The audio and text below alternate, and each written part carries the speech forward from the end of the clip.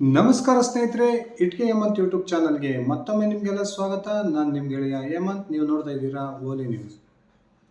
ರಾಜ್ಯದ 28 ಲೋಕಸಭಾ ಕ್ಷೇತ್ರಗಳ ಪೈಕಿ ಈಗಾಗಲೇ 14 ಲೋಕಸಭಾ ಕ್ಷೇತ್ರಗಳ ಮೊದಲ ಹಂತದ ಮತದಾನ ಮುಕ್ತಾಯಗೊಂಡಿದೆ. ಇದೀಗ ಎರಡನೇ ಹಂತದ 14 ಕ್ಷೇತ್ರಗಳ ಮತದಾನಕ್ಕೆ ದಿನಗಣನೆ ಆರಂಭವಾಗಿರ್ತಕ್ಕಂಥ ಈ ಸಂದರ್ಭದಲ್ಲಿಯೇ ಎಲ್ಲ ರಾಜಕೀಯ ಪಕ್ಷಗಳು ಕೂಡ ಅತ್ಯಂತ ಭರಾಟೆಯ ಪ್ರಚಾರವನ್ನು ಕೈಗೊಂಡಿದ್ದಾರೆ. ಕಳೆದ 14 ಲೋಕಸಭಾ ಕ್ಷೇತ್ರಗಳ ಫಲಿತಾಂಶಗಳ ನಿರೀಕ್ಷೆಯಲ್ಲಿರ್ತಕ್ಕಂಥ ರಾಜ್ಯದ ಜನತೆಗೆ ಈ ಬರಲಿರ್ತಕ್ಕಂಥ 7ನೇ ತಾರೀಕು ನಡೀತಕ್ಕಂಥ 14 ಲೋಕಸಭಾ ಕ್ಷೇತ್ರಗಳಲ್ಲಿ ಯಾವ ಪಕ್ಷದ ಅಭ್ಯರ್ಥಿ ಗೆಲ್ಬೋದು ಅಂತಕ್ಕಂಥದ್ದು ಬಹುದೊಡ್ಡ ಕಾತುರತೆಗೆ ಕಾರಣವಾಗಿದೆ. ನಾನು ಈ ಒಂದು ಉತ್ತರ ಕರ್ನಾಟಕದ ಮಲೆನಾಡು ಭಾಗದ 14 ಲೋಕಸಭಾ ಕ್ಷೇತ್ರಗಳ ಒಂದು ಚಿತ್ರಣವನ್ನು ಕೊಡ್ತಾ ಹೋಗ್ತೇನೆ ಸ್ನೇಹಿತರೆ. ಯಾವ ಕ್ಷೇತ್ರದಲ್ಲಿ ಯಾವ ಅಭ್ಯರ್ಥಿಗೆ ಗೆಲುವಿನ ಸಾಧ್ಯತೆಗಳಿದ್ದಾವೆ ಅಂತಕ್ಕಂಥ ಒಂದು ಸ್ಪಷ್ಟ ಅಂದಾಜನ್ನು ನಾನೀಗ ನೀಡ್ತೀನಿ. ಕ್ಷೇತ್ರವಾರು ನಾನು ಒಂದೊಂದೇ ಕ್ಷೇತ್ರದ ವೈಸು ಹೇಳ್ಕೊತ ಹೋಗ್ತೀನಿ. ನೀವು ಆ ಒಂದು ಕ್ಷೇತ್ರದ ಮತದಾರರಾಗಿದ್ದರೆ ನಾನು ಕೊಟ್ಟಿರ್ತಕ್ಕಂಥ ವಿಶ್ಲೇಷಣೆಗೂ ನಿಮ್ಮ ಅಲ್ಲಿರ್ತಕ್ಕಂಥ ಗ್ರೌಂಡ್ ರಿಯಾಲಿಟಿಗೂ ಏನಾದರೂ ವ್ಯತ್ಯಾಸ ಇದ್ದರೆ ದಯವಿಟ್ಟು ಕಮೆಂಟ್ ಮಾಡಿ ತಿಳಿಸಿ ಸ್ನೇಹಿತರೆ. ಬನ್ನಿ ಹಾಗಾದರೆ ಪ್ರತಿಯೊಂದು ಕ್ಷೇತ್ರವಾರು 14 ಲೋಕಸಭಾ ಕ್ಷೇತ್ರಗಳಲ್ಲಿ ಯಾವ ಪಕ್ಷದ ಅಭ್ಯರ್ಥಿಗಳು ಗೆಲ್ಬೋದು ಅನ್ನೋದನ್ನು ನೋಡ್ಕೊಂಡು ಬರೋಣ. ಅದಕ್ಕಿಂತ ಮುಂಚೆ ನೀವು ನನ್ನ ಇಟ್ಕೆ ಹೇಮಂತ್ ಯೂಟ್ಯೂಬ್ ಚಾನಲ್ಗೆ ಸಬ್ಸ್ಕ್ರೈಬ್ ಮಾಡ್ಕೊಂಡಿಲ್ಲ ಅಂದರೆ ದಯವಿಟ್ಟು ಸಬ್ಸ್ಕ್ರೈಬ್ ಮಾಡಿಕೊಂಡು ಬೆಲ್ ಬಟನನ್ನು ಕ್ಲಿಕ್ ಮಾಡಿ. ನಾನು ಕೊಡ್ತಕ್ಕಂಥ ಮಾಹಿತಿ ನಿಮ್ಗೆ ಇಷ್ಟ ಆಗಿದ್ರೆ ಈ ವಿಡಿಯೋಗೆ ಲೈಕ್ ಮಾಡಿ, ಶೇರ್ ಮಾಡಿ, ಕಮೆಂಟ್ ಮಾಡಿ. ಸ್ನೇಹಿತರೆ, BJPಯ ಭದ್ರಕೋಟೆ ಎಂದೇ ಖ್ಯಾತಿಯನ್ನು ಗಳಿಸಿರ್ತಕ್ಕಂಥ ಉತ್ತರ ಕರ್ನಾಟಕ ಹಾಗೂ ಮಲೆನಾಡು ಭಾಗದ 14 ಲೋಕಸಭಾ ಕ್ಷೇತ್ರಗಳಿಗೆ ಇದೇ 7ನೇ ತಾರೀಕು ಚುನಾವಣೆ ನಡೆಯೋದಿದೆ. ಈಗಾಗಲೇ ಚುನಾವಣೆಯ ಕಾವು ಅತ್ಯಂತ ಹೆಚ್ಚಾಗಿರ್ತಕ್ಕಂಥ ಈ 14 ಲೋಕಸಭಾ ಕ್ಷೇತ್ರಗಳಲ್ಲಿ ಯಾವ ಪಕ್ಷದ ಅಭ್ಯರ್ಥಿಗಳು ಯಾವ ಕ್ಷೇತ್ರದಲ್ಲಿ ಗೆಲ್ಬೋದು ಅಂತಕ್ಕಂಥದ್ದೇ ಬಹುದೊಡ್ಡ ಅಚ್ಚರಿಯ ಒಂದು ವಿಷಯವಾಗಿ ಮಾರ್ಪಟ್ಟಿದೆ. ರಾಜ್ಯದ ಅನೇಕ ರಾಜಕೀಯ ಪರಿಣಿತರು ಕ್ಷೇತ್ರದ ಒಂದು ರಿಯಾಲಿಟಿಯನ್ನು ಈಗಾಗಲೇ ಚೆಕ್ ಮಾಡಿದ್ದಾರೆ. ಯಾವೆಲ್ಲ ಕ್ಷೇತ್ರಗಳಲ್ಲಿ ಯಾವೊಂದು ಅಭ್ಯರ್ಥಿಗೆ ಗೆಲುವಿನ ಸಾಧ್ಯತೆಗಳಿದ್ದಾವೆ, ಯಾವ ಕಾರಣಕ್ಕೆ ಅಭ್ಯರ್ಥಿಗಳು ಗೆಲ್ಲಬಹುದು ಅಂತಕ್ಕಂಥದ್ದನ್ನು ಕೂಡ ತೀವ್ರ ಚರ್ಚೆಯನ್ನು ನಡೆಸ್ತಾ ಇದ್ದಾರೆ. ಇದೀಗ ನಾನು 14 ಲೋಕಸಭಾ ಕ್ಷೇತ್ರಗಳಲ್ಲಿ ಪ್ರಥಮ ಒಂದು ಲೋಕಸಭಾ ಕ್ಷೇತ್ರ ಬೀದರ್. ಕೇಂದ್ರ ಸಚಿವ ಭಗವಂತ್ ಖೂಬಾ ಅವರು BJPಯಿಂದ ಸ್ಪರ್ಧೆ ಮಾಡಿರ್ತಕ್ಕಂಥ ಬೀದರ್ ಲೋಕಸಭಾ ಕ್ಷೇತ್ರದಲ್ಲಿ ಕಾಂಗ್ರೆಸ್ನಿಂದ ಸಚಿವ ಈಶ್ವರ್ ಖಂಡ್ರೆ ಅವರ ಪುತ್ರ ಯುವ ಮುಖಂಡ ಸಾಗರ್ ಖಂಡ್ರೆ ಅವರು ಕಾಂಗ್ರೆಸ್ನ ಅಭ್ಯರ್ಥಿಯಾಗಿ ಕಣಕ್ಕಿಳಿದಿದ್ದಾರೆ. ಈ ಒಂದು ಕ್ಷೇತ್ರದ ಫಲಿತಾಂಶ ಈ ಬಾರಿ ಅತ್ಯಂತ ಕುತೂಹಲವನ್ನು ಕೆರಳಿಸಿದ್ದು, ಈ ಭಗವಂತ್ ಖೂಬಾ ಅವರ ಸ್ಪರ್ಧೆಗೆ BJPಯಲ್ಲಿ ತೀವ್ರ ವಿರೋಧ ವ್ಯಕ್ತವಾಗಿತ್ತು. ಈಗಾಗಲೇ ಇನ್ನೂ ಒಂದು BJP ಇರ್ತಕ್ಕಂಥ ಪ್ರಮುಖ ತೊಡಕು ಬೀದರ್ ಲೋಕಸಭಾ ಕ್ಷೇತ್ರದಲ್ಲಿ ಅಂದರೆ ಅಲ್ಲಿರ್ತಕ್ಕಂಥ ಮರಾಠ ಸಮುದಾಯ ಈ ಬಾರಿ BJP ಅಭ್ಯರ್ಥಿಯಾಗಿರ್ತಕ್ಕಂಥ ಭಗವಂತ್ ಖೂಬಾ ಅವರ ವಿರುದ್ಧ ತಿರುಗಿ ಬಿದ್ದಿರ್ತಕ್ಕಂಥದ್ದು BJPಯ ಗೆಲುವಿಗೆ ಬಹುದೊಡ್ಡ ತೊಡಕಾಗ್ಬೋದು ಅಂತಕ್ಕಂಥ ಒಂದು ಚರ್ಚೆಗಳು ನಡೀತಾ ಇದ್ದಾವೆ. ಇನ್ನು ಕಾಂಗ್ರೆಸ್ನ ಅಭ್ಯರ್ಥಿಯಾಗಿರ್ತಕ್ಕಂಥ ಸಚಿವ ಈಶ್ವರ್ ಖಂಡ್ರೆ ಅವರ ಪುತ್ರ ಸಾಗರ್ ಖಂಡ್ರೆ ಅವರು ಕೇವಲ 26 ವರ್ಷದ ಒಬ್ಬ ಯುವಕನಾಗಿದ್ದಾನೆ. ಯುವಕನಿಗೆ ಕಾಂಗ್ರೆಸ್ ಈ ಬಾರಿ ಟಿಕೆಟನ್ನು ಕೊಟ್ಟಿದೆ. ಈ ಭಗವಂತ್ ಖೂಬಾ ಹಾಗೂ ಸಾಗರ್ ಖಂಡ್ರೆ ಅವರ ನಡುವಿನ ಜಿದ್ದಾಜಿದ್ದಿಯಲ್ಲಿ ಈ ಬೀದರ್ ಲೋಕಸಭಾ ಕ್ಷೇತ್ರ ಈ ಬಾರಿ ಯಾರ ಕೈವಶ ಆಗುತ್ತೆ ಅನ್ನೋದನ್ನು ನೋಡೋದಾದರೆ, ಅಳೆದು ತೂಗಿ ಈ ಲೋಕಸಭಾ ಕ್ಷೇತ್ರದ ಗ್ರೌಂಡ್ ರಿಯಾಲಿಟಿಯನ್ನು ಚೆಕ್ ಮಾಡಿದ್ದಾಗ ಅಲ್ಲಿ ಕಂಡುಬರ್ತಕ್ಕಂಥ ಪ್ರಮುಖ ಅಂಶ ಈಶ್ವರ್ ಖಂಡ್ರೆ ಅವರ ಪುತ್ರ ಸಾಗರ್ ಖಂಡ್ರೆ ಅವರಿಗೆ ಇನ್ನೂ ಕೂಡ ವಯಸ್ಸಿದೆ, ಆತ ಇನ್ನೂ ರಾಜಕಾರಣದಲ್ಲಿ ಪಳಗಬೇಕು ಅಂತಕ್ಕಂಥ ಭಾವನೆಯನ್ನು ಅಲ್ಲಿನ ಮತದಾರರು ವ್ಯಕ್ತಪಡಿಸ್ತಿದ್ದಾರೆ. BJP ಅಭ್ಯರ್ಥಿಯಾಗಿರ್ತಕ್ಕಂಥ ಕೇಂದ್ರ ಸಚಿವ ಭಗವಂತ್ ಖೂಬಾ ಅವರ ಸ್ಪರ್ಧೆಗೆ BJPಯಲ್ಲಿ ಮೊದಲು ತೀವ್ರ ಅಸಮಾಧಾನ ಇದ್ದು ತೀವ್ರ ವಿರೋಧವಿದ್ದರೂ ಕೂಡ ಈಗ BJPಯಲ್ಲಿರ್ತಕ್ಕಂಥ ಬಹುತೇಕ ಅಸಮಾಧಾನ ಹಾಗೂ ಭಿನ್ನಮತ ಸಂಪೂರ್ಣ ಶಮನವಾಗಿದೆ ಅಂತಕ್ಕಂಥ ಮಾತುಗಳು ಕೂಡ ಕೇಳಿಬರ್ತಾ ಇದ್ದಾವೆ. ಆ ಕಾರಣಕ್ಕೆ ಕೊನೆಯ ಒಂದು ಕ್ಷಣದಲ್ಲಿ ಭಗವಂತ್ ಖೂಬಾ ಅವರು ಬೀದರ್ ಲೋಕಸಭಾ ಕ್ಷೇತ್ರದಲ್ಲಿ ಗೆಲ್ಲಬಹುದು. ಆ ಮೂಲಕ ಬೀದರ್ ಲೋಕಸಭಾ ಕ್ಷೇತ್ರ ಮತ್ತೊಮ್ಮೆ BJPಯ ಕೈವಶ ಆಗುತ್ತೆ ಅಂತಕ್ಕಂಥ ಮಾತುಗಳು ಕೇಳಿಬರ್ತಾ ಇದ್ದಾವೆ. ಹಾಗೇನೆ ಉತ್ತರ ಕರ್ನಾಟಕ ಭಾಗದ ಇನ್ನೊಂದು ಪ್ರಮುಖ ಲೋಕಸಭಾ ಕ್ಷೇತ್ರವಾಗಿರ್ತಕ್ಕಂಥ SC ಮೀಸಲಾಗಿರ್ತಕ್ಕಂಥ ವಿಜಯಪುರ ಲೋಕಸಭಾ ಕ್ಷೇತ್ರದಲ್ಲಿ ರಮೇಶ್ ಜಿಗಜಿಣಗಿ ಅವರು ಈ ಬಾರಿ BJP ಅಭ್ಯರ್ಥಿಯಾಗಿ ಮತ್ತೊಮ್ಮೆ ಪುನರಾಯ್ಕೆಯನ್ನು ಬಯಸಿದ್ದಾರೆ. ಕಾಂಗ್ರೆಸ್ ಕೂಡ ತನ್ನ ಹಳೆಯ ಅಭ್ಯರ್ಥಿಯಾಗಿದ್ದಂತಹ ರಾಜು ಅಲ್ಗೂರ್ಗ್ ಅವರಿಗೆ ಟಿಕೆಟನ್ನು ಕೊಟ್ಟಿದೆ. ವಿಜಯಪುರ ಲೋಕಸಭಾ ಕ್ಷೇತ್ರ ವ್ಯಾಪ್ತಿಯಲ್ಲಿ ಕಾಂಗ್ರೆಸ್ನ ಹಾಗೂ BJP ಶಾಸಕರಿದ್ದರೂ ಕೂಡ ಬಹುತೇಕ ರಮೇಶ್ ಜಿಗಜಿಣಗಿ ಅವರು ಹೊಂದಿರತಕ್ಕಂಥ ಒಂದು ವೈಯಕ್ತಿಕ ವರ್ಚಸ್ಸು, ಸತತವಾಗಿ ಅವರು ಗೆಲ್ತಾ ಬರ್ತಿರ್ತಕ್ಕಂಥ ಒಂದು ಅಂಶವನ್ನು ನೋಡಿದರೆ ಅವರಿಗಾಗಲೇ ಆ ಕ್ಷೇತ್ರದ ಜನರ ನಡುವೆ ಬೆರೆತಿರ್ತಕ್ಕಂಥದ್ದು ಹಾಗೂ ಪ್ರತಿಯೊಂದು ಬೂತ್ ಮಟ್ಟದ ಕಾರ್ಯಕರ್ತರು ಸಹ ಜಿಗಜಿಣಗಿ ಅವರಿಗೆ ಪರಿಚಯ ಇರತಕ್ಕಂಥದ್ದನ್ನು ನೋಡಿದ್ರೆ ರಾಜು ಅಲಗೂರ್ ಅವರ ಗೆಲುವಿಗೆ ವಿಜಯಪುರ ಲೋಕಸಭಾ ಕ್ಷೇತ್ರದಲ್ಲಿ ಈ ಬಾರಿಯೂ ಕೂಡ ಕಷ್ಟ ಆಗುತ್ತೆ ಅಂತಕ್ಕಂಥ ಮಾತುಗಳು ಕೇಳಿ ಬರ್ತಾ ಇದ್ದಾವೆ. ಆ ಮೂಲಕ ವಿಜಯಪುರ ಲೋಕಸಭಾ ಕ್ಷೇತ್ರವು ಕೂಡ ಮತ್ತೊಮ್ಮೆ ಬಿಜೆಪಿಯ ಕೈವಶ ಆಗ್ಬೋದು ಅಂತಕ್ಕಂಥ ಮಾತುಗಳು ಆ ಒಂದು ಕ್ಷೇತ್ರ ವ್ಯಾಪ್ತಿಯಲ್ಲಿ ಕಂಡುಬರ್ತಕ್ಕಂಥ ಪ್ರಮುಖ ಅಂಶ. ಇನ್ನ ತೀವ್ರ ಕುತೂಹಲವನ್ನ ಕೇಳಿಸಿರ್ತಕ್ಕಂಥ ಸಚಿವೆ ಲಕ್ಷ್ಮೀ ಹೆಬ್ಬಾಳ್ಕರ್ ಅವರ ಪುತ್ರ ಮೃಣಾಲ್ ಹೆಬ್ಬಾಳ್ಕರ್ ಕಾಂಗ್ರೆಸ್ನಿಂದ ಸ್ಪರ್ಧೆ ಮಾಡಿ ಕರ್ನಾಟಕದ ಮಾಜಿ ಮುಖ್ಯಮಂತ್ರಿ ಜಗದೀಶ್ ಶೆಟ್ಟರ್ ಅವರು ಬಿಜೆಪಿಯಿಂದ ಸ್ಪರ್ಧೆ ಮಾಡಿರ್ತಕ್ಕಂಥ ಬೆಳಗಾವಿ ಲೋಕಸಭಾ ಕ್ಷೇತ್ರ ಈ ಬಾರಿ ಹೈ ವೋಲ್ಟೇಜ್ ರಣಕಣವಾಗಿ ಮಾರ್ಪಟ್ಟಿದೆ. ಲಕ್ಷ್ಮೀ ಹೆಬ್ಬಾಳ್ಕರ್ ಅವರು ಜಗದೀಶ್ ಶೆಟ್ಟರ್ ಅವರನ್ನ ಕಟ್ಟಿ ಹಾಕಬೇಕು ಅಂತಕ್ಕಂಥ ಉದ್ದೇಶಕ್ಕೆ ಅನೇಕ ಅಂಶಗಳನ್ನು ಪ್ರಸ್ತಾಪ ಮಾಡ್ತಿದ್ದಾರೆ. ಜಗದೀಶ್ ಶೆಟ್ಟರ್ ಈ ಕ್ಷೇತ್ರಕ್ಕೆ ಹೊರಗಿನವರು, ಇವರು ಪಂಚಮಸಾಲಿ ಅಲ್ಲ ಅಂತಕ್ಕಂಥ ಎರಡು ಪ್ರಮುಖ ಅಂಶಗಳನ್ನು ಇಟ್ಕೊಂಡು ಜಗದೀಶ್ ಶೆಟ್ಟರ್ ಅವರನ್ನ ಕಟ್ಟಿ ಹಾಕೋ ಪ್ರಯತ್ನಕ್ಕೆ ಲಕ್ಷ್ಮೀ ಹೆಬ್ಬಾಳ್ಕರ್ ಅವರು ಕೈ ಹಾಕಿದ್ದಾರೆ. ಆದರೆ ಜಗದೀಶ್ ಶೆಟ್ಟರ್ ಅವರ ಒಂದು ಗೆಲುವಿಗೆ ಈ ಒಂದು ಕ್ಷೇತ್ರ ಪೂರಕವಾಗಿದೆ ಅಂತಕ್ಕಂಥ ಮಾಹಿತಿಗಳು ಲಭ್ಯ ಆಗ್ತಿದ್ದಾವೆ. ಯಾಕಂದ್ರೆ ಅಲ್ಲಿರ್ತಕ್ಕಂಥ ಜಾರಕಿಹೊಳಿ ಬ್ರದರ್ಸ್ ಈಗಾಗಲೇ ಜಗದೀಶ್ ಶೆಟ್ಟರ್ ಅವರ ಗೆಲುವಿಗೆ ಟೊಂಕ ಕಟ್ಟಿ ನಿಂತಿದ್ದಾರೆ. ಇನ್ನೊಂದು ಕಡೆ ಸಚಿವೆ ಲಕ್ಷ್ಮೀ ಹೆಬ್ಬಾಳ್ಕರ್ ಅವರ ಪುತ್ರನ ಪರವಾಗಿ ಕಾಂಗ್ರೆಸ್ನ ಪ್ರಮುಖ ಶಾಸಕರೇ ಒಂದು ಚುನಾವಣಾ ಪ್ರಚಾರಕ್ಕೆ ಬರದೇ ಇರತಕ್ಕಂಥದ್ದು, ಅತ್ಯಂತ ನೆಗ್ಲೆಕ್ಟ್ ಮಾಡ್ತಾ ಇರತಕ್ಕಂಥದ್ದನ್ನು ಗಮನಿಸಿದರೆ ಬಹುತೇಕ ಬೆಳಗಾವಿ ಲೋಕಸಭಾ ಕ್ಷೇತ್ರದಲ್ಲಿ ಕೂಡ ಬಿಜೆಪಿ ಅಭ್ಯರ್ಥಿಯಾಗಿರ್ತಕ್ಕಂಥ ಜಗದೀಶ್ ಶೆಟ್ಟರ್ ಸುಲಭವಾಗಿ ಗೆಲ್ತಾರೆ ಅಂತಕ್ಕಂಥ ಮಾತುಗಳು ಕೇಳಿಬರ್ತವೆ. ಬೆಳಗಾವಿ ಜಿಲ್ಲೆಯ 18 ವಿಧಾನಸಭಾ ಕ್ಷೇತ್ರಗಳಿಗೆ ಸಂಬಂಧಪಟ್ಟಂತೆ ಇರತಕ್ಕಂಥ ಇನ್ನೊಂದು ಪ್ರಮುಖ ಲೋಕಸಭಾ ಕ್ಷೇತ್ರ ಚಿಕ್ಕೋಡಿ ಲೋಕಸಭಾ ಕ್ಷೇತ್ರ. ಈ ಚಿಕ್ಕೋಡಿ ಲೋಕಸಭಾ ಕ್ಷೇತ್ರವು ಕೂಡ ಈ ಬಾರಿ ಅತ್ಯಂತ ಕುತೂಹಲಕ್ಕೆ ಕಾರಣವಾಗಿದೆ. ಇದಕ್ಕೆ ಪ್ರಮುಖ ಕಾರಣ ಅಂದರೆ ಸಚಿವ ಸತೀಶ್ ಜಾರಕಿಹೊಳಿ ಅವರ ಪುತ್ರಿ ಪ್ರಿಯಾಂಕಾ ಜಾರಕಿಹೊಳಿ ಅವರು ಇದೇ ಮೊದಲ ಬಾರಿಗೆ ಚುನಾವಣಾ ಕಣಕ್ಕಿಳಿದಿರೋದು. ಕಾಂಗ್ರೆಸ್ ಅಭ್ಯರ್ಥಿಯಾಗಿ ಚುನಾವಣಾ ಕಣಕ್ಕಿಳಿದಿರ್ತಕ್ಕಂಥ ಪ್ರಿಯಾಂಕಾ ಜಾರಕಿಹೊಳಿ ಅವರ ಪರವಾಗಿ ಅನೇಕ ಬಿಜೆಪಿಯ ಮುಖಂಡರೇ ಈಗಾಗಲೇ ಕೆಲಸವನ್ನ ಮಾಡ್ತಿದ್ದಾರೆ ಅಂತಕ್ಕಂಥ ಒಂದು ಮಾತುಗಳು ಕೇಳಿ ಬರ್ತಾ ಇದ್ದಾವೆ. ಕಳೆದ 2 ಬಾರಿ ಚುನಾವಣೆಯಲ್ಲಿ ಗೆದ್ದಿದ್ದಂತಹ ಅಣ್ಣಾ ಸಾಹೇಬ್ ಜೊಲ್ಲೆ ಅವರಿಗೆ ಕಳೆದ ಬಾರಿ ಇದ್ದಂತಹ ವಾತಾವರಣ ಖಂಡಿತವಾಗ್ಲೂ ಕೂಡ ಈ ಬಾರಿ ಚಿಕ್ಕೋಡಿ ಲೋಕಸಭಾ ಕ್ಷೇತ್ರದಲ್ಲಿ ಇಲ್ಲ ಅಂತಕ್ಕಂಥ ಮಾತುಗಳು ಕೇಳಿ ಬರ್ತಾ ಇದ್ದಾವೆ. ಚಿಕ್ಕೋಡಿ ಲೋಕಸಭಾ ಕ್ಷೇತ್ರದಲ್ಲಿ ಅಣ್ಣಾ ಸಾಹೇಬ್ ಜೊಲ್ಲೆ ಅವರಿಗೆ ಯಾವುದೇ ಒಬ್ಬ ಬಿಜೆಪಿಯ ನಾಯಕರು ಕೂಡ ಸಹಕಾರವನ್ನು ಕೊಡ್ತಾ ಇಲ್ಲ ಅಂತಕ್ಕಂಥ ಒಂದು ಆಪಾದನೆಗಳು ಕೂಡ ಕೇಳಿ ಬರ್ತಾ ಇದ್ದಾವೆ. ಅದರಲ್ಲೂ ಕೂಡ ಅತ್ಯಂತ ಮುಖ್ಯವಾಗಿ ಕರ್ನಾಟಕದ ಮಾಜಿ ಮುಖ್ಯಮಂತ್ರಿ ಯಡಿಯೂರಪ್ಪನವರಾಗಲಿ, ಕರ್ನಾಟಕದ ರಾಜ್ಯಾಧ್ಯಕ್ಷರಾಗಿರ್ತಕ್ಕಂಥ BY ವಿಜಯೇಂದ್ರ ಅವರಾಗಲಿ ಇದುವರೆಗೂ ಕೂಡ ಚಿಕ್ಕೋಡಿಗೆ ಭೇಟಿ ಕೊಡದೇ ಇರತಕ್ಕಂಥದ್ದು ಅಣ್ಣಾ ಸಾಹೇಬ್ ಜೊಲ್ಲೆ ಅವರ ಒಂದು ತೀವ್ರ ಅಸಮಾಧಾನಕ್ಕೆ ಕಾರಣ ಆಗಿದೆ ಅಂತಕ್ಕಂಥ ಮಾತುಗಳು ಕೇಳಿಬರ್ತದೆ. ಇನ್ನೊಂದು ಕಡೆ ಪ್ರಿಯಾಂಕಾ ಜಾರಕಿಹೊಳಿ ಅವರ ಪರವಾಗಿ ಬಿಜೆಪಿಯ ನಾಯಕರಾಗಿರ್ತಕ್ಕಂಥ ಮಹೇಶ್ ಕುಮಟಳ್ಳಿ ಅವರು, ಶ್ರೀಮಂತ್ ಪಾಟೀಲ್ ಅವರು ಈಗಾಗಲೇ ಕೆಲಸವನ್ನ ಮಾಡ್ತಿದ್ದಾರೆ. ಅವರು ಪ್ರಿಯಾಂಕಾ ಜಾರಕಿಹೊಳಿ ಅವರ ಒಂದು ಗೆಲುವಿಗೆ ಸಹಕಾರವನ್ನು ಕೊಡ್ತಾರೆ ಅಂತಕ್ಕಂಥ ಮಾತುಗಳು ಕೇಳಿ ಬರ್ತಿರೋದ್ರಿಂದ ಇನ್ನೊಂದು ಅತ್ಯಂತ ಪ್ರಮುಖವಾದ ಅಂಶ ಅಂದರೆ ಚಿಕ್ಕೋಡಿಯ ಬಿಜೆಪಿಯ ಟಿಕೆಟ್ ಆಕಾಂಕ್ಷಿಯಾಗಿದ್ದಂತಹ ರಮೇಶ್ ಕತ್ತಿ ಅವರು ಕೂಡ ಬಹುತೇಕ ಪ್ರಿಯಾಂಕಾ ಜಾರಕಿಹೊಳಿಗೆ ತಮ್ಮ ಒಂದು ಬೆಂಬಲವನ್ನು ಸೂಚಿಸ್ತಾರೆ ಅಂತಕ್ಕಂಥ ಮಾಹಿತಿಗಳು ಬರ್ತಿರ್ತಕ್ಕಂಥ ಈ ಸಂದರ್ಭದಲ್ಲಿ ಬಹುತೇಕ ಚಿಕ್ಕೋಡಿಯನ್ನು ಈ ಬಾರಿ ಬಿಜೆಪಿ ಕಳ್ಕೊಳ್ಬಹುದು. ಆ ಮೂಲಕ ಸಚಿವ ಸತೀಶ್ ಜಾರಕಿಹೊಳಿ ಅವರ ಪುತ್ರಿ ಪ್ರಿಯಾಂಕಾ ಜಾರಕಿಹೊಳಿ ಅವರು ಸುಲಭವಾಗಿ ಗೆಲುವನ್ನು ಕಾಣಬಹುದು ಅಂತಕ್ಕಂಥ ಮಾತುಗಳು ಕೇಳಿ ಬರ್ತಾ ಇದ್ದಾವೆ. ಹಾಗೇನೆ ಬಾಗಲಕೋಟೆ ಲೋಕಸಭಾ ಕ್ಷೇತ್ರದಲ್ಲಿ ಸತತ ಬಿಜೆಪಿಯ ಅಭ್ಯರ್ಥಿಯಾಗಿ ಗೆಲುವನ್ನು ಕಾಣ್ತಾ ಬರ್ತಿರ್ತಕ್ಕಂಥ PC ಗದ್ದಿಗೌಡರ್ ಈ ಬಾರಿಯೂ ಕೂಡ ಕಮಾಲ್ ಮಾಡ್ತಾರೆ ಅಂತಕ್ಕಂಥದ್ದು ಬಹುದೊಡ್ಡ ಪ್ರಶ್ನೆಯಾಗಿದೆ. ಸಚಿವ ಶಿವಾನಂದ್ ಪಾಟೀಲ್ ಅವರ ಪುತ್ರಿ ಸಂಯುಕ್ತ ಪಾಟೀಲ್ ಕಾಂಗ್ರೆಸ್ನ ಅಭ್ಯರ್ಥಿಯಾಗಿದ್ದಾರೆ, ಅತ್ಯಂತ ಯುವಕಿಯಾಗಿದ್ದಾರೆ. ಈ ಕಾರಣಕ್ಕೆ ಯುವ ಸಮುದಾಯವನ್ನು ಸೆಳೆಯುವ ಪ್ರಯತ್ನವನ್ನು ಸಂಯುಕ್ತ ಪಾಟೀಲ್ ಅವರು ಮಾಡ್ತಾ ಇದ್ದಾರೆ. ಆದರೆ PC ಗದ್ದಿಗೌಡರ್ ಈಗಾಗಲೇ ಇಡೀ ಕ್ಷೇತ್ರದ ಪರಿಚಯ ಇದ್ದು ಪ್ರತಿಯೊಂದು ಬೂತ್ ಮಟ್ಟದಲ್ಲೂ ಕೂಡ ಕಾರ್ಯಕರ್ತರ ಅತ್ಯಂತ ನಿಕಟ ಸಂಪರ್ಕವನ್ನು PC ಗದ್ದಿಗೌಡರ್ ಹೊಂದಿದ್ದಾರೆ. PC ಗದ್ದಿಗೌಡರ್ ಅತ್ಯಂತ ಸೌಮ್ಯ ಸ್ವಭಾವದ ವ್ಯಕ್ತಿ, ಯಾವುದೇ ಕಾಂಟ್ರವರ್ಸಿಗಳಿಲ್ಲ ಅಂತಕ್ಕಂಥದ್ದು ಇವರಿಗೆ ಬಹುದೊಡ್ಡ ಪ್ಲಸ್ ಪಾಯಿಂಟ್ ಆಗಿದೆ. ಆದರೆ ಸಂಯುಕ್ತ ಪಾಟೀಲ್ ವಿಚಾರಕ್ಕೆ ಬಂದರೆ ಸಂಯುಕ್ತ ಪಾಟೀಲ್ ಅವರಿಗೆ ಈಗಾಗಲೇ ಕಾಂಗ್ರೆಸ್ನ ಬಂಡಾಯ ಭಿನ್ನಮತವನ್ನು ಮಾಡಿದ್ದಂತಹ ವೀಣಾ ಕಾಶ್ಯಪ್ನವರು ಸಂಪೂರ್ಣ ಬೆಂಬಲವನ್ನು ಕೊಡ್ತಾರೆ ಅಂತಕ್ಕಂಥದ್ದೇ $1 ಮಿಲಿಯನ್ ಪ್ರಶ್ನೆ. ಮೇಲ್ನೋಟಕ್ಕೆ ವಿಜಯಾನಂದ ಕಾಶ್ಯಪ್ನವರು ಮತ್ತು ವೀಣಾ ಕಾಶ್ಯಪ್ನವರು ಸಂಯುಕ್ತ ಪಾಟೀಲ್ ಅವರ ಪರವಾಗಿ ಕೆಲಸವನ್ನು ಮಾಡ್ತಿದ್ದಾರೆ ಅಂತಕ್ಕಂಥ ಭಾವನೆ ಬಂದರೂ ಕೂಡ ಸಂಯುಕ್ತ ಪಾಟೀಲ್ ಅವರಿಗೆ ಬಹುತೇಕ ಒಳವಡ್ತ ಬೀಳುತ್ತೆ ಅಂತಕ್ಕಂಥ ಚರ್ಚೆಗಳು ನಡೀತಿದ್ದಾವೆ.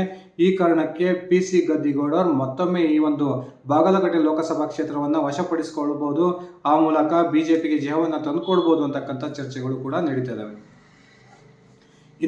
ST ಮೀಸಲು ಕ್ಷೇತ್ರವಾಗಿರ್ತಕ್ಕಂಥ ರಾಯಚೂರು ಲೋಕಸಭಾ ಕ್ಷೇತ್ರದಲ್ಲಿ ಈ ಬಾರಿ ಕೂಡ ಬಿಜೆಪಿ ತನ್ನ ಹಾಲಿ ಸಂಸದ ರಾಜಾ ಅಮರೇಶ್ವರ ನಾಯ್ಕರವರಿಗೆ ಮಣೆಯನ್ನು ಹಾಕಿದೆ. ಕಾಂಗ್ರೆಸ್ ಈ ಬಾರಿ ನಿವೃತ್ತ IAS ಅಧಿಕಾರಿಯಾಗಿರ್ತಕ್ಕಂಥ ಕುಮಾರ್ ನಾಯಕರವರನ್ನ ತನ್ನ ಅಭ್ಯರ್ಥಿಯಾಗಿ ಕಣಕ್ಕಿಳಿಸಿದೆ. ಈಗಾಗಲೇ ಇಲ್ಲಿ ಬಿಜೆಪಿ BV ನಾಯಕರವರ ಒಂದು ಬಂಡಾಯವನ್ನು ಎದುರಿಸ್ತಾ ಇದೆ. BV ನಾಯಕರು ತನಗೆ ಟಿಕೆಟ್ ಸಿಗದೇ ಇದ್ದಾಗ ತೀವ್ರ ಅಸಮಾಧಾನಗೊಂಡಿದ್ರು. ನಾನು ಪಕ್ಷೇತರ ಅಭ್ಯರ್ಥಿಯಾಗಿ ಸ್ಪರ್ಧೆ ಮಾಡ್ತೀನಿ ಅಂತಕ್ಕಂಥ ಘೋಷಣೆಯನ್ನು ಕೂಡ ಮಾಡಿದ್ರು. ಆದರೆ ಕೊನೆಗೆ ಬಿಜೆಪಿ ನಾಯಕರು ಅವರನ್ನು ಸಮಾಧಾನಗೊಳಿಸುವಲ್ಲಿ ಯಶಸ್ವಿಯಾಗಿದ್ದಾರೆ ಅಂತಕ್ಕಂಥ ಮಾತುಗಳು ಕೇಳಿ ಬರ್ತಿದ್ದಾವೆ. ಇನ್ನು ಕ್ಷೇತ್ರದಲ್ಲಿ ಮಾಜಿ IAS ಅಧಿಕಾರಿಯಾಗಿರ್ತಕ್ಕಂಥ ಕುಮಾರ್ ನಾಯಕರವರ ಒಂದು ಸಂಪರ್ಕ ಅತ್ಯಂತ ಕಡಿಮೆ ಅಂತಕ್ಕಂಥ ಮಾತುಗಳು ಕೇಳಿ ಬರ್ತಾ ಇದ್ದಾವೆ. ಈ ಕಾರಣಕ್ಕೆ ಈಗಾಗಲೇ ಸಂಸದರಿಗೆ ಆಯ್ಕೆಯಾಗಿದ್ದಂತಹ ರಾಜಾ ಅಮರೇಶ್ವರ್ ನಾಯಕರಿಗೆ ಇಡೀ ಕ್ಷೇತ್ರದ ಪರಿಚಯ ಇದೆ. ಇಡೀ ಕ್ಷೇತ್ರದ ತನ್ನ ಪಕ್ಷದ ಪ್ರಮುಖ ಕಾರ್ಯಕರ್ತರನ್ನ ಅತ್ಯಂತ ನಿಕಟ ಸಂಪರ್ಕವನ್ನು ರಾಜಾ ಅಮರೇಶ್ ನಾಯಕರು ಹೊಂದಿದ್ದಾರೆ ಅಂತಕ್ಕಂಥ ಮಾತುಗಳು ಕೇಳಿ ಬರ್ತಿರೋದ್ರಿಂದ ಬಹುತೇಕ ರಾಯಚೂರು ಲೋಕಸಭಾ ಕ್ಷೇತ್ರವು ಕೂಡ ಬಿಜೆಪಿಯ ಕೈವಶ ಆಗ್ಬೋದು ಅಂತಕ್ಕಂಥ ಮಾತುಗಳು ಕೇಳಿ ಬರ್ತಾ ಇದ್ದಾವೆ. ಇನ್ನು ಅತ್ಯಂತ ಪ್ರಮುಖವಾಗಿ ಕುರುಬ ಮತದಾರರು ಹೆಚ್ಚಾಗಿರ್ತಕ್ಕಂಥ ಕೊಪ್ಪಳ ಲೋಕಸಭಾ ಕ್ಷೇತ್ರ ಈ ಬಾರಿ ಅತ್ಯಂತ ಅಚ್ಚರಿಯ ಫಲಿತಾಂಶವನ್ನು ಕೊಡುತ್ತೆ ಅಂತಕ್ಕಂಥ ಮಾತುಗಳು ಕೊಪ್ಪಳ ಲೋಕಸಭಾ ಕ್ಷೇತ್ರ ವ್ಯಾಪ್ತಿಯಲ್ಲಿ ಕೇಳಿ ಬರ್ತಾ ಇದ್ದಾವೆ. ಕೊಪ್ಪಳದಲ್ಲಿ ಬಿಜೆಪಿ ಹಾಲಿ ಸಂಸದ ಸಂಗಣ್ಣ ಕರಡಿ ಅವರಿಗೆ ಟಿಕೆಟ್ ಅನ್ನು ನಿರಾಕರಿಸಿ ಡಾಕ್ಟರ್ ಬಸವರಾಜ್ ಕ್ಯಾವಟೂರ್ ಅವರಿಗೆ ಟಿಕೆಟ್ ಅನ್ನು ಘೋಷಣೆ ಮಾಡಿತು. ಅದಾದ ನಂತರ ಕಾಂಗ್ರೆಸ್ ರಾಜಶೇಖರ್ ಇಟ್ನಾಳ್ ಅವರಿಗೆ ಟಿಕೆಟ್ ಅನ್ನು ಕೊಟ್ಟಿದೆ. ಯಾವಾಗ ಸಂಗಣ್ಣ ಕರಡಿ ಅವರಿಗೆ ಬಿಜೆಪಿ ಟಿಕೆಟ್ ಮಿಸ್ ಆಯಿತು, ಅದಾದ ನಂತರ ಭಿನ್ನಮತವನ್ನು ಮಾಡಿದ್ದಂತಹ ಸಂಗಣ್ಣ ಕರಡಿ ಅವರು ಕೊನೆಗೆ ಕಾಂಗ್ರೆಸ್ ಅನ್ನು ಸೇರ್ಪಡೆಯಾದರು.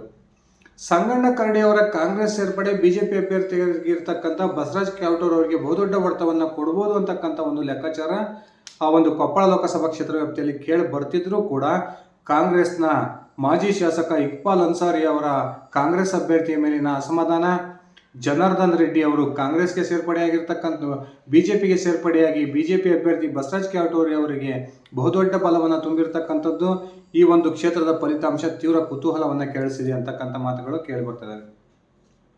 ಈ ಒಂದು ಕೊಪ್ಪಳ ಲೋಕಸಭಾ ಕ್ಷೇತ್ರದಲ್ಲಿ ಅಲ್ಪಸಂಖ್ಯಾತ ಹಾಗೂ ಕುರುಬ ಸಮುದಾಯದ ಮತಗಳು ಹೆಚ್ಚಿನ ಸಂಖ್ಯೆಯಲ್ಲಿದ್ದಾವೆ. ಈ ಒಂದು ಎರಡೂ ಸಮುದಾಯವು ಕೂಡ ಸಾರಾಸಗಟವಾಗಿ ಕಾಂಗ್ರೆಸ್ನ ಅಭ್ಯರ್ಥಿ ರಾಜಶೇಖರ್ ಇಟ್ನಾಳ್ ಅವರಿಗೆ ತಮ್ಮ ಬೆಂಬಲವನ್ನು ಘೋಷಣೆ ಮಾಡಿ ಅವರಿಗೆ ಮತವನ್ನು ಚಲಾಯಿಸಿದ್ದಾದರೆ ರಾಜಶೇಖರ್ ಇಟ್ನಾಳ್ ಅವರು ಈ ಒಂದು ಲೋಕಸಭಾ ಕ್ಷೇತ್ರವನ್ನು ತಮ್ಮ ಕೈವಶ ಮಾಡ್ಕೊಳ್ಬೋದು ಅಂತಕ್ಕಂಥ ಮಾತುಗಳು ಕೇಳಿ ಬರ್ತದವೆ. ಆದರೆ ಬಿಜೆಪಿ ಅಭ್ಯರ್ಥಿಯಾಗಿರ್ತಕ್ಕಂಥ ಬಸವರಾಜ್ ಕ್ಯಾವಟೂರ್ ಅವರನ್ನು ಕೂಡ ತೀರಾ ನೆಗ್ಲೆಕ್ಟ್ ಮಾಡೋ ಪರಿಸ್ಥಿತಿಯಲ್ಲಿ ಈ ಕೊಪ್ಪಳ ಲೋಕಸಭಾ ಕ್ಷೇತ್ರ ಇಲ್ಲ ಅಂತಕ್ಕಂಥ ಮಾಹಿತಿಗಳು ಕೇಳಿ ಬರ್ತಾ ಇದ್ದಾವೆ. ಆ ಕಾರಣಕ್ಕೆ ಕೊಪ್ಪಳ ಕೂಡ 50-50 ಚಾನ್ಸನ್ನು ಹೊಂದಿದೆ ಅಂತಕ್ಕಂಥ ಒಂದು ನಿರ್ಧಾರಕ್ಕೆ ನಾವು ಬರ್ಬೋದಾಗಿದೆ. ಇನ್ನು ಕೇಂದ್ರ ಸಚಿವ ಹಾಗೂ ನರೇಂದ್ರ ಮೋದಿ ಅವರ ಬಳಗದಲ್ಲಿ ಅತ್ಯಾಪ್ತ ನೆನೆಸ್ಕೊಂಡಿರ್ತಕ್ಕಂಥ ಪ್ರಹ್ಲಾದ್ ಜೋಶಿ ಅವರು ಸ್ಪರ್ಧೆ ಮಾಡಿರ್ತಕ್ಕಂಥ ಹುಬ್ಬಳ್ಳಿ ಧಾರವಾಡ ಲೋಕಸಭಾ ಕ್ಷೇತ್ರದಲ್ಲಿ ಈ ಬಾರಿ ಪ್ರಹ್ಲಾದ್ ಜೋಶಿ ಅವರ ಗೆಲುವು ಕಷ್ಟ ಅಂತಕ್ಕಂಥ ಮಾತುಗಳು ಆರಂಭದಲ್ಲಿ ಕೇಳಿ ಬರ್ತಿದ್ವು. ಆ ಒಂದು ಹುಬ್ಬಳ್ಳಿ ಧಾರವಾಡ ಲೋಕಸಭಾ ಕ್ಷೇತ್ರದಿಂದ ಪ್ರಮುಖ ಸ್ವಾಮೀಜಿಯೊಬ್ಬರು ಕಣಕ್ಕಿಳಿತಾರೆ. ಆ ಮೂಲಕ ಪ್ರಹ್ಲಾದ್ ಜೋಶಿ ಅವರ ಗೆಲುವಿಗೆ ಅತ್ಯಂತ ಕಷ್ಟ ಆಗುತ್ತೆ ಅಂತಕ್ಕಂಥ ಮಾತುಗಳು ಕೇಳಿಬರ್ತಿದ್ರು.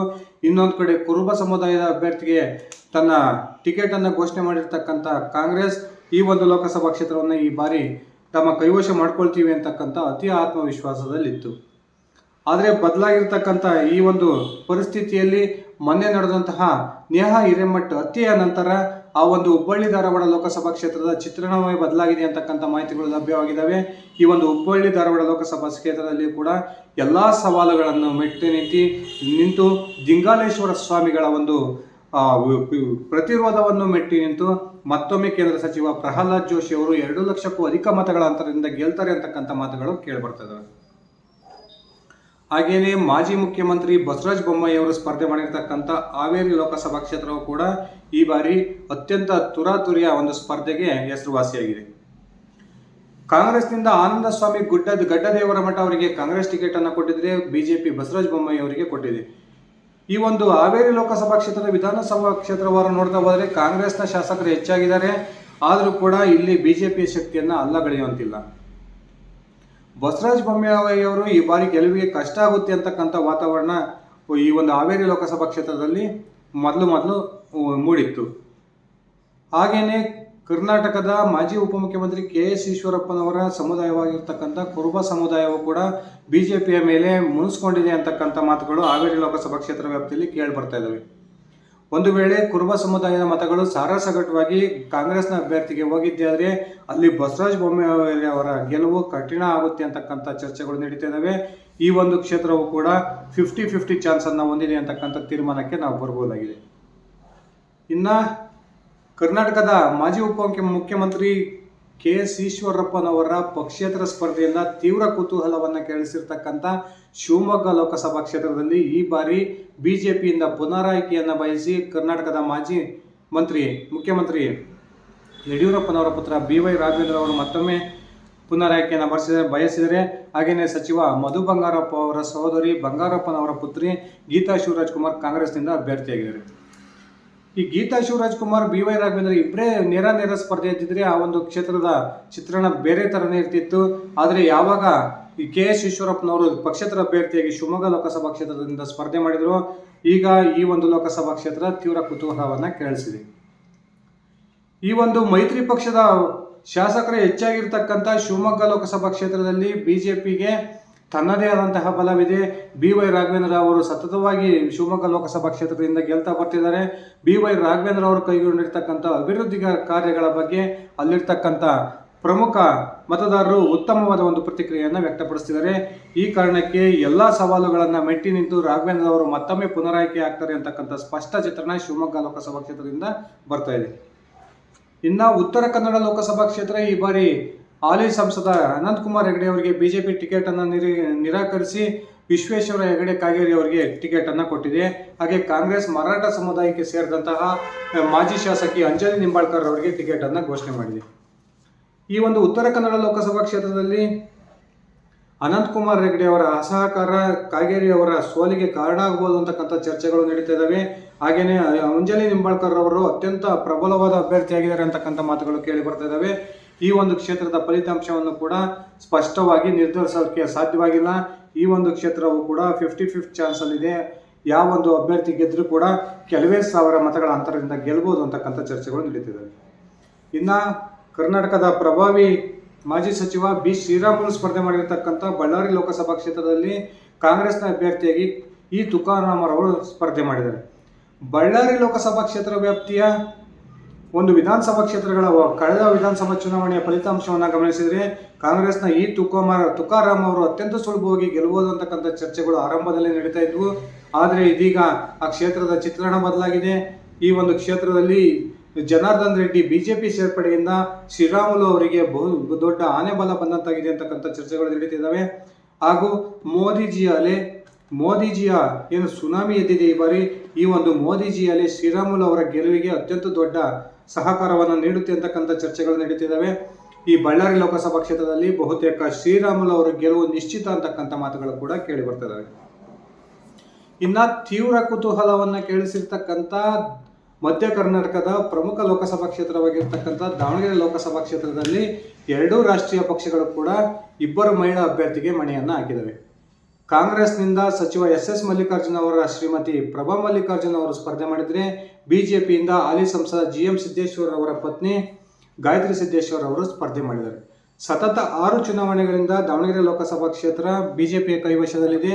ಕಾಂಗ್ರೆಸ್ ಈ ಬಾರಿ ಈ ದಾವಣಗೆರೆ ಲೋಕಸಭಾ ಕ್ಷೇತ್ರವನ್ನು ಕೈವಶ ಮಾಡಿಕೊಳ್ಳಲೇಬೇಕು ಅಂತಕ್ಕಂಥ ಒಂದು ಪೈಪೋಟಿಗೆ ಬಿದ್ದಿದೆ.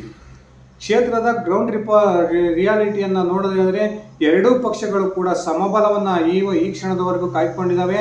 ಆದರೆ ಕಾಂಗ್ರೆಸ್ನ ಬಂಡಾಯ ಅಭ್ಯರ್ಥಿಯಾಗಿ ಸ್ಪರ್ಧೆ ಮಾಡಿರ್ತಕ್ಕಂಥ ವಿನಯ್ ಕುಮಾರ್ ಅವರು ಎಷ್ಟು ಮತಗಳನ್ನು ಪಡಿತಾರೆ ಅಂತಕ್ಕಂಥ ಒಂದು ಲೆಕ್ಕಾಚಾರದ ಮೇಲೆ ಈ ಒಂದು ಕ್ಷೇತ್ರದ ಫಲಿತಾಂಶ ನಿರ್ಧಾರವಾಗುತ್ತೆ ಅಂತಕ್ಕಂಥ ಚರ್ಚೆಗಳು ನಡೀತಿದ್ದಾವೆ. ಆ ಕಾರಣಕ್ಕೆ ದಾವಣಗೆರೆ ಲೋಕಸಭಾ ಕ್ಷೇತ್ರದ ಒಂದು ಫಲಿತಾಂಶವನ್ನು ಕೂಡ ನಿರೀಕ್ಷೆ ಮಾಡೋದು ಅತ್ಯಂತ ಕಷ್ಟವಾಗ್ತಾ ಇದೆ. ದಾವಣಗೆರೆಯಲ್ಲಿ ಕೂಡ 50-50 ಚಾನ್ಸ್ ಇದೆ ಅಂತಕ್ಕಂಥ ಮಾತುಗಳು ಕೇಳಿ ಬರ್ತಾ ಇದ್ದಾವೆ.